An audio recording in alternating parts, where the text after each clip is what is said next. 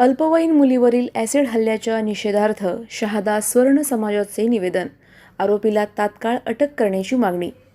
संगमनेर तालुक्यातील वडगाव पान येथे घडलेल्या अल्पवयीन मुलीवरील ॲसिड हल्ल्याच्या निषेधार्थ शहादा येथील स्वर्ण समाजाकडून प्रांत अधिकारी, तहसीलदार शहादा, उपविभागीय पोलीस अधिकारी शहादा यांना निवेदन देण्यात आलं. या निवेदनाद्वारे संबंधित गुन्हेगारास तात्काळ अटक करून कठोर कारवाई करण्याची मागणी करण्यात आली आहे. सविस्तर माहिती अशी की वडगाव पान येथील सुवर्णकार समाजातील संजय डहाळे यांची कन्या ईश्वरी संजय डहाळे हिच्यावर दिनांक 14 मार्च 2026 रोजी एका अज्ञात व्यक्तीनं ॲसिड हल्ला केला. या भीषण घटनेत संबंधित मुलगी गंभीर जखमी झाली असून तिच्यावर सध्या रुग्णालयात उपचार सुरू आहेत. हल्ल्यानंतर आरोपी फरार झाला असून अद्याप त्याला अटक करण्यात आलेली नाही. या घटनेमुळे परिसरात भीतीचे व असुरक्षिततेचे वातावरण निर्माण झाले असून विशेषतः मुलींच्या सुरक्षेबाबत पालकांमध्ये चिंतेचे वातावरण आहे. हा प्रकार मानवी संवेदनांना काळिमा फासणारा असून कायदा व सुव्यवस्थेला आव्हान देणारा अत्यंत निंदनीय गुन्हा असल्याचे निवेदनात नमूद करण्यात आले आहे.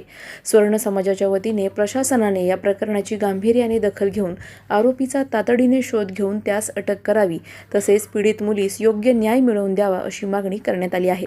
निवेदन देताना कार्यकारी सदस्य मोहनलाल जगन्नाथ जगताप व आनंदराव विष्णू विस्पुते यांच्यासह मोहन सोनार, सोमेश्वर सोनार, अजय सोनार, संजूभाई सोनार, अमित सोनार, प्रितेश सोनार, निलेश सोनार आदी मान्यवर उपस्थित होते. सलाउद्दीन लोहार, नंदुरबार, न्यूज 24.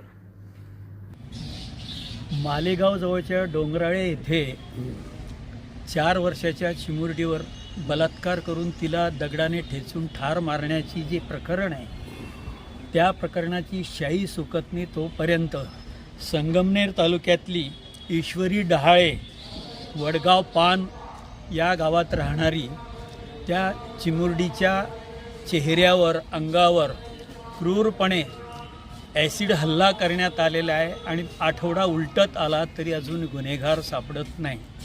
आमच्या महाराष्ट्रामध्ये गुन्हेगारांवरचा वचक जवळजवळ नष्ट झालेला आहे. ते गेंड्याच्या कातडीचे झालेले आहेत आणि आम्हाला प्रशासनाकडून ठरलेली उत्तरं मिळतात, परंतु आमच्या जनभावना तीव्र आहेत.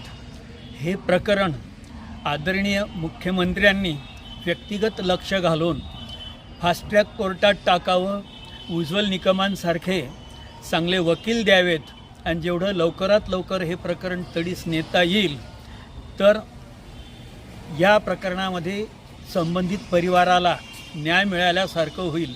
या अनुषंगाने आम्ही शहादावासीय समाज बांधव या ठिकाणी आज सर्व शाखीय एकत्र आलेलो आहोत. आम्ही आदरणीय प्रांताधिकारी, तहसीलदार, पोलीस अधीक्षक, PSI सगळ्यांना निवेदनं देतो आहोत आणि विशिष्ट कालावधीच्या आत सरकारकडून आम्हाला कोणतीच कृती दिसली नाही तर मग मात्र जे परिस्थिती महाराष्ट्रामध्ये निर्माण होणार आहे आणि या प्रांतात देखील निर्माण होणार आहे, याला पूर्णपणे शासन जबाबदार राहील.